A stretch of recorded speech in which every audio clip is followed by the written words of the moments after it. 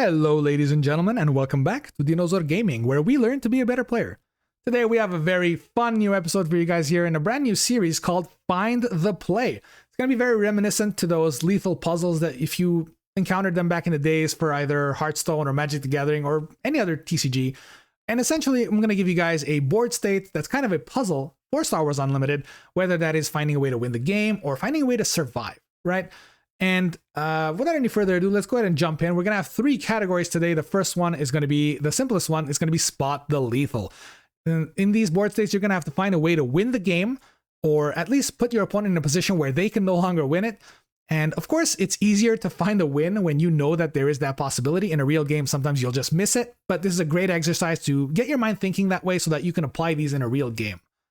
The next one is going to be unique interactions, essentially either card abilities that you don't normally use or think about, or maybe some sequencing tricks that sometimes people just forget about. And lastly, we're going to have what is the play, what's the play, and that's going to be based on your current knowledge of the card base. But we're not necessarily talking about meta decks, but in general, let's say you're playing against a blue hero, what kind of cards are you expecting to see against them? And based on your board state, what play should you make knowing the possibility of the cards that your opponent has? It'll be much more obvious when we jump into it.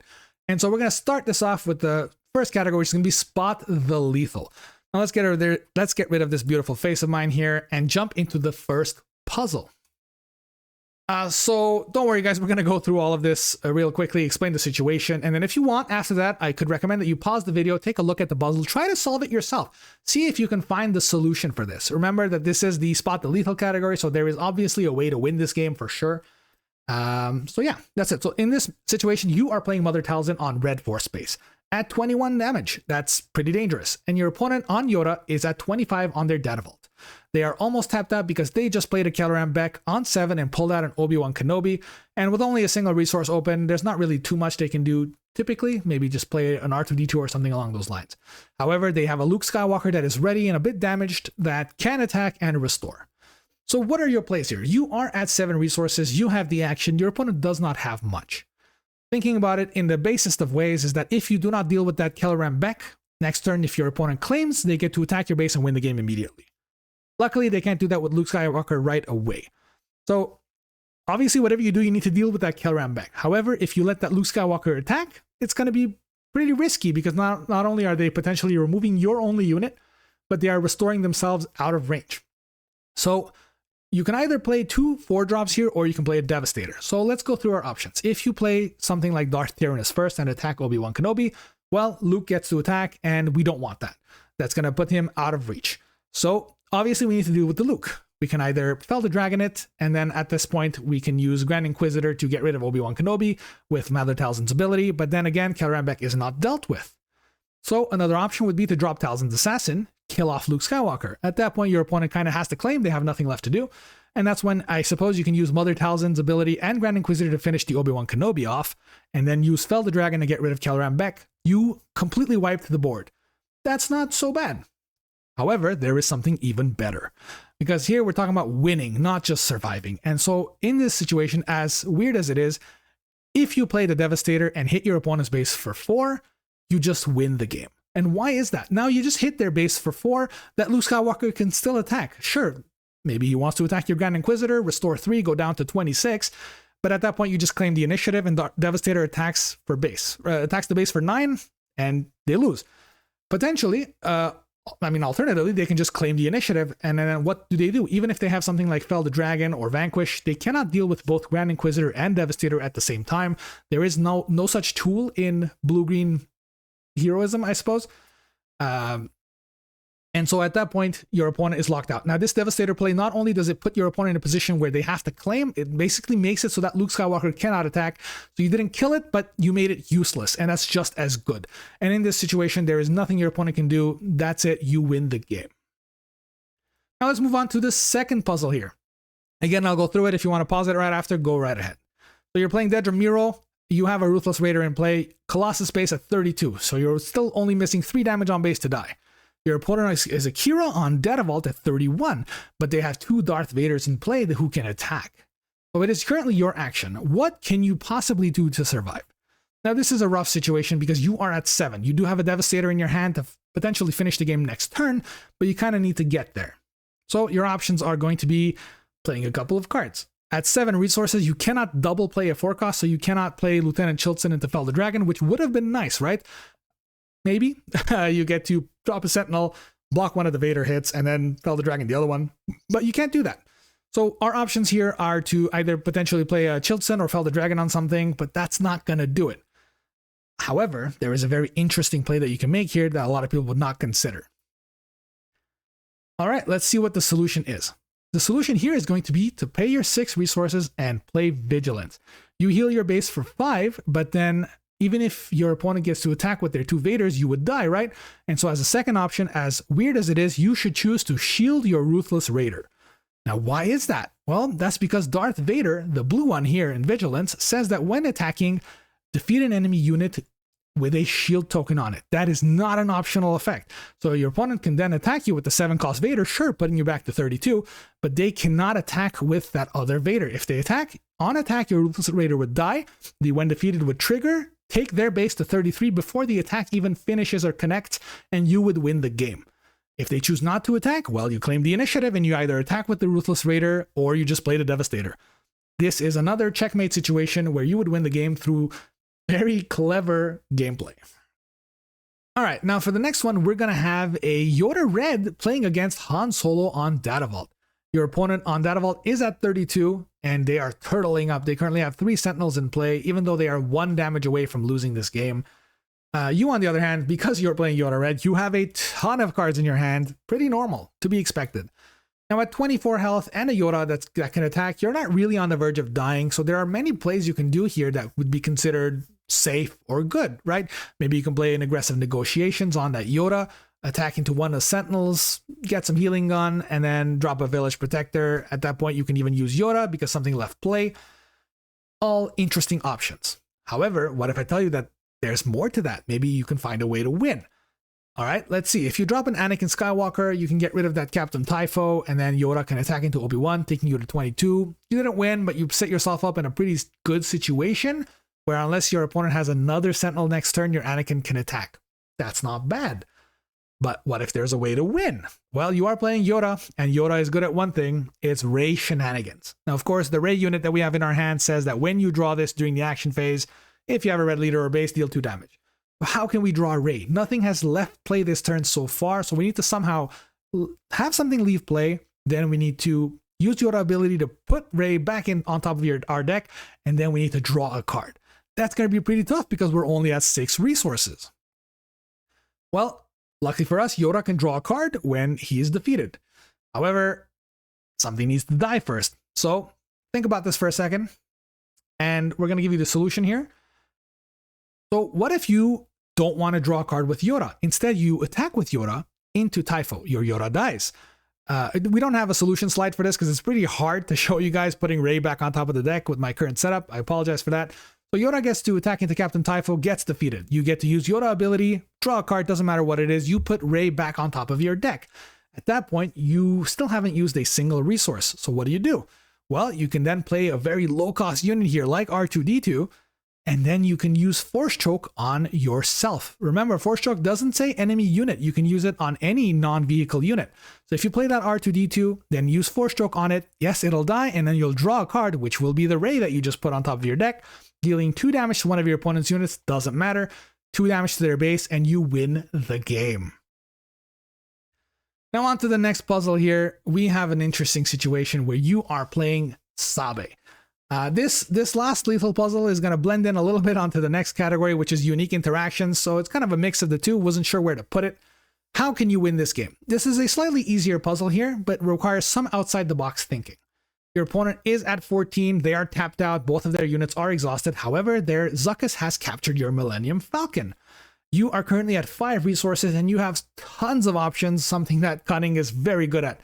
And your 5 resources, you have the potential for a Hotshot Blaster or an L3 in your resources, and you have so many ways to add extra damage in your hand or remove their units. So what do you do, right? This is where you can pause it if you want to, and if not, we're going to give the solution in a couple seconds. Okay, pretty simple solution. You need to find a way to do 11 damage. At the moment, if you play Hotshot Blaster, you can add 2. Your Sabe does 4, right?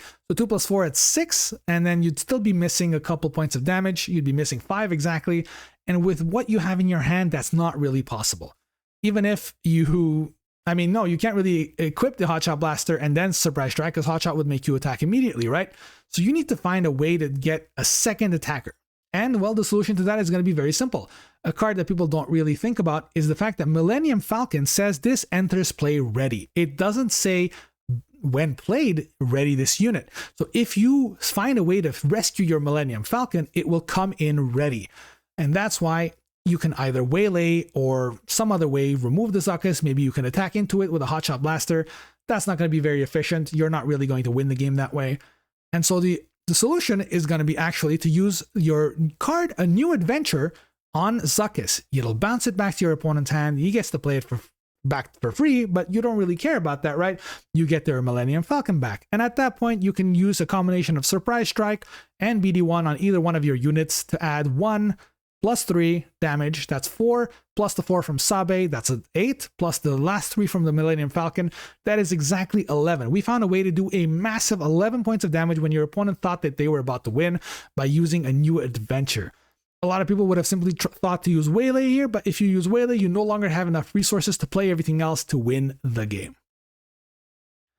All right, that said, let's jump into our next category here, which is going to be unique interactions, cards that you don't think about. Now, the first puzzle is going to be pretty simple. If you've been watching my videos, this actually came up during a gameplay video when we were watching a Boba Fett playing against an Admiral Trench. It's an interesting situation because for once we're only at 3 resources. It's not going to be a lot of big, heavy resource plays. Your opponent just spent their 3 resources to play a Frozen in Carbonite on your Allegiant General Pride. So what would be the right play? All right, we'll give you guys a solution in a couple of seconds here if you want to think it through. All right, so let's go through our options real quick. Obviously, we can just play Droid Missile Platform. Good play. There's nothing wrong with that. You don't get to keep your General Pride. Still okay. You can waylay the Bib Fortuna if you want. That doesn't sound like a great play. You can waylay your own Pride. Sure, you got rid of the upgrade, but then you're going to have to spend another 2 resources to get rid of it. Open Fire is not great because your opponent has a shield and you can't really trigger Boba off of it. Guerrilla Soldier is interesting, and it's more than that. If you just play Guerrilla Soldier here, your opponent has to take damage. If they put all 3 on Bib Fortuna, your soldier will not ready up, sure, but Fortuna will be dead. That's pretty good for you. But what if there's something more? A lot of people tend to forget that General Pride has a second ability that comes in very handy that says when indirect damage is dealt to a unit, you may defeat a non-unique upgrade on it. And so if you play Guerrilla Soldier here, you choose your opponent to deal 3 indirect damage. Now they have the option, either they're going to take all of it on Bib Fortuna to have it die, all of it on their base to have yourself ready, or they're going to do half-half. Half-half wouldn't make much sense because even if they take 1 point of damage on Bib Fortuna, you get to use General Pride, get rid of that shield, and now it's at 2 health, so Guerrilla Soldier can get rid of it. However, that's not even the interesting part. If you play Guerrilla Soldier here and choose your target for 3 indirect damage, let them do whatever they want. You don't care. Then you get to trigger Boba Fett. And remember that indirect damage doesn't necessarily say to your opponent. You get to choose which player. So if you tap Boba Fett here, apologies, I forgot to tap him in this puzzle, you get to choose yourself to deal 1 indirect damage. And at that point, you choose to deal that indirect damage to General Pride and remove the upgrade Frozen in Carbonite that was on it. So now not only did you play a unit, dealt damage to your opponent's base, if Guerrilla Soldier is ready to do even more damage, you also just got rid of the upgrade that they just played, invalidating their entire turn. That was an amazing play, and it's just simple card interactions that people tend to forget about. Next up, we're going to have an interesting situation here with Emperor Palpatine Tarkin Town, a deck that's been rising a bit in popularity thanks to, of course, Kinjabber, who's had some great success with it in PQs recently. And so this is a tough situation. You are on the verge of death, but you are at 8 resources and you have a lot of options. Anything that your opponent attacks with will kill you, so you need to find a way to survive. Obviously, if you play anything like a Reinforcement Walker to heal yourself, it won't be enough because you're going to be out of place. Your leader hasn't deployed yet though, so you can potentially do something with that. If you deploy and maybe use Chancellor Palpatine, you can slow your opponent down on the ground, but they have a Bright Hope that can kill you. Well, there is a very unique interaction that people tend to forget about, and that is going to be how Synthicause works.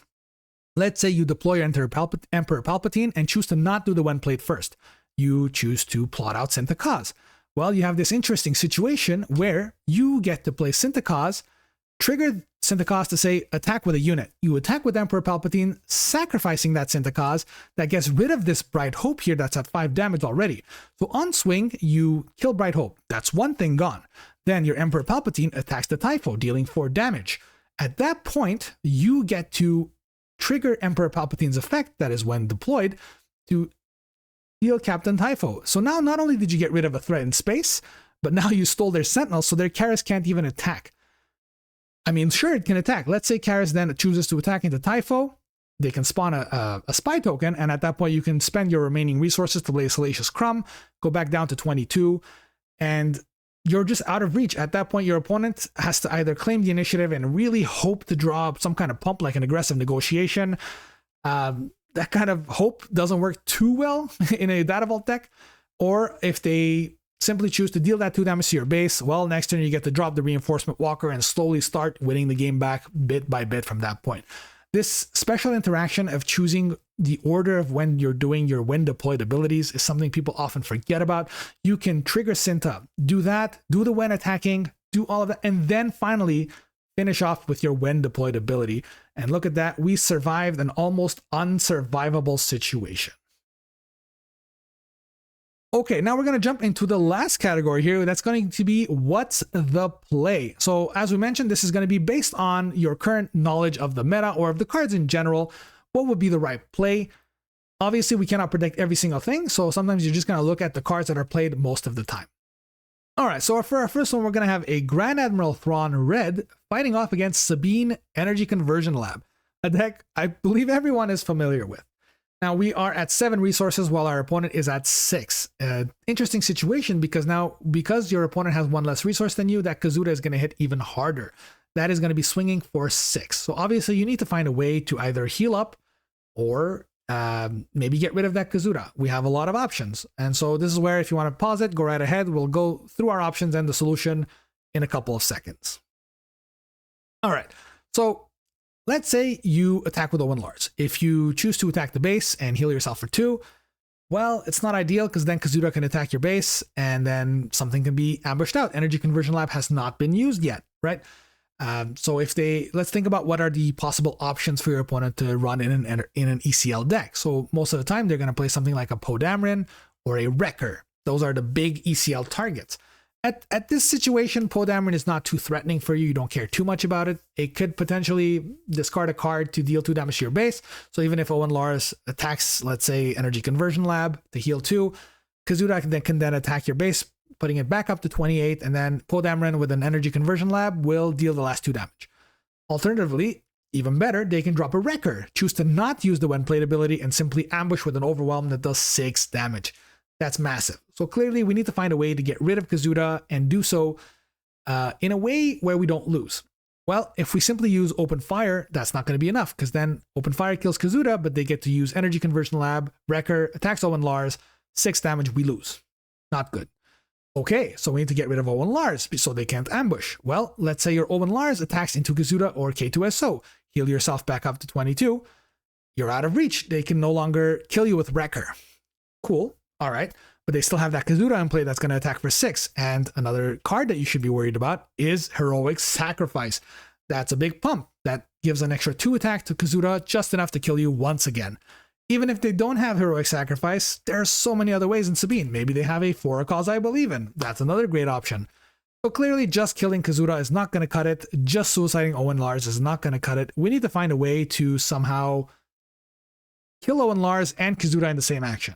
Luckily for us, we have a self-destruct in the hand. You get to use self-destruct on Owen Lars, kill off that Kazuda, and make sure you do not trigger Admiral Thrawn here. You do not care about you using Owen Lars a second time here.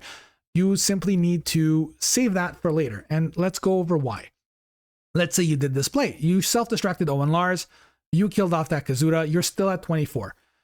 Okay, and at this point, your opponent can no longer ambush anything into you, so that threat is gone. The Heroic Sacrifice is no longer relevant. They have nothing left to attack with.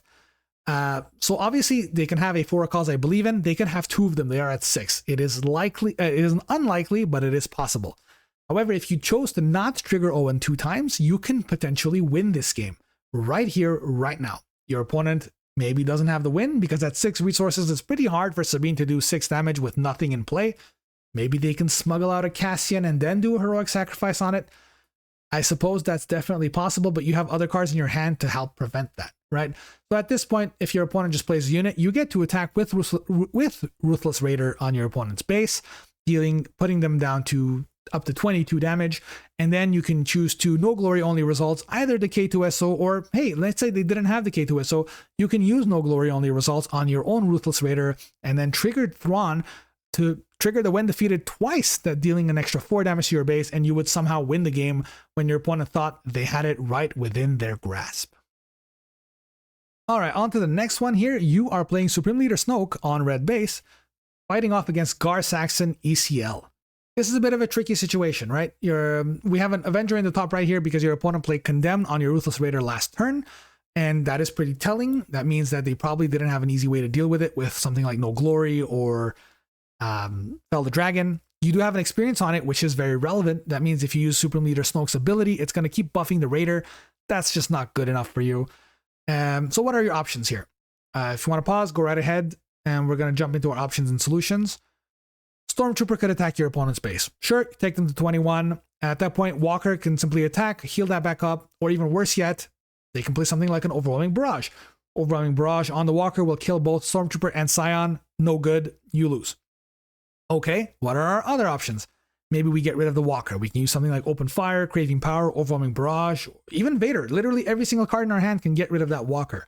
But if we just kill Walker, then we might be worried about our opponent's Energy Conversion Lab. There are a lot of great targets in Gar Saxon, things like Darth Vader or Anakin. Anakin, we don't care about too much here. Sure, it can stall, it can give -3 to Scion, so it'll hit less hard. It can kill a Stormtrooper, but worse is going to be Darth Vader. If you simply use something like Craving Power on your Eye of Scion to kill off the Walker, your opponent can ECL out Darth Vader, shield the Scion, ambush into Stormtrooper. You just lost both of your units, and you likely lost the game off of that play. So we need to find a way to prevent your opponent's ambush and kill the Walker in a single action. Well, there is an answer. And that answer is going to be to use Overwhelming Barrage and kill both the Walker and your own Stormtrooper. It doesn't matter where the excess damage goes, you don't care about that.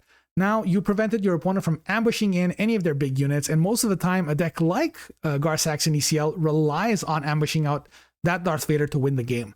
And on top of that, that Overwhelming Barrage puts your Eye of Scion at 6 power, which is slightly above your Ruthless Raider, when now you can use Supreme Leader Snoke to buff it up even further.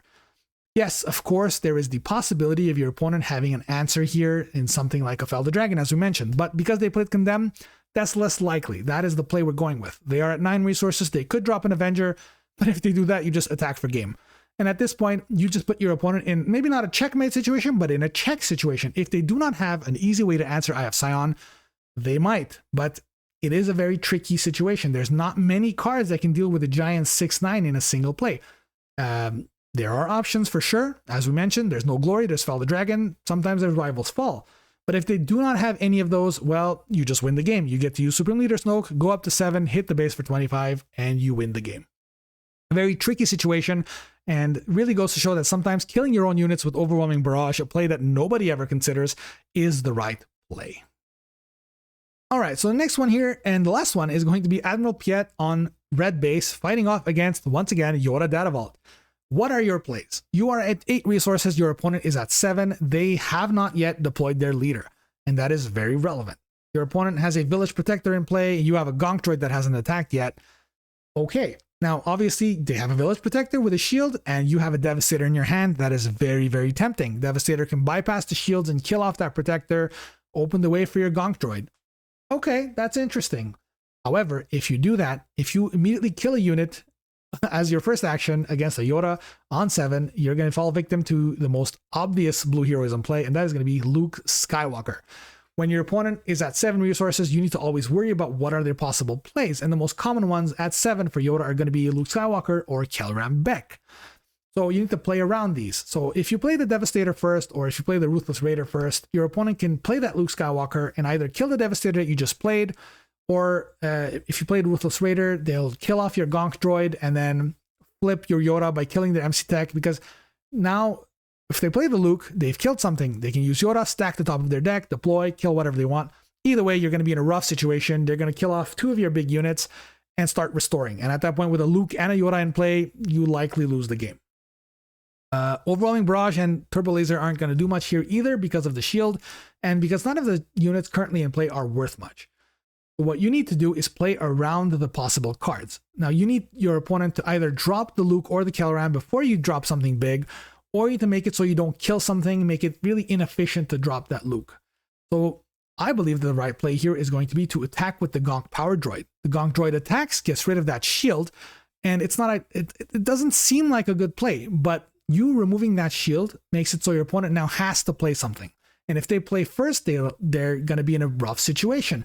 If they drop the Luke or the Kelleran and you haven't yet played anything, well, at that point you can play the Devastator, hit the base, take it to 26, and now they are forced to claim. They can no longer deploy because they can't realistically do it. Or if they want to take the risk, they can play Yoda ability here. They potentially killed something with the Luke. And yeah, sure, they can flip deploy, kill the Devastator, but then that MC Tech can then hit for base, go for game. That would not be an ideal situation for them. So you need to stall and make them play first. So Gonk Power Droid attacks space here, pings off the shield. Maybe they pass. Well, you can keep stalling. You can play the second Gonk Droid for just 1. Keep them stalling. And at that point, if they are just stalling, then if they just pass again, claim. Attack with the MC Tech onto their base. And at that point, you can just drop the Devastator for game once again.